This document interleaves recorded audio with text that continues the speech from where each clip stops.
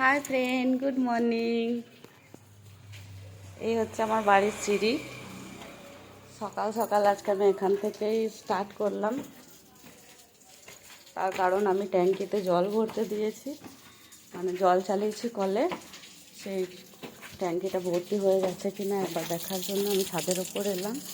এটা হচ্ছে আমার ছাদের লোকেশন। ছাদে প্রচুর ইট কাঠ বালি পাথর পড়ে আছে। বাড়ি এখনও কমপ্লিট হয়নি।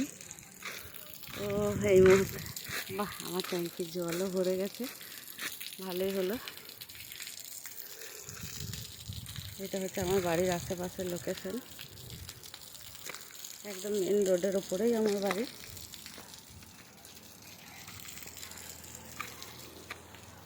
এটা হচ্ছে আমার বাড়ির আশেপাশের লোকেশন।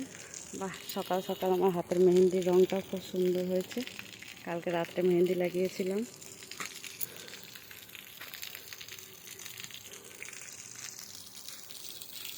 ছাদের মধ্যে প্রচুর ইট কাঠ বালি, আর বাড়ির পাশে সবুজই সবুজ গাছ।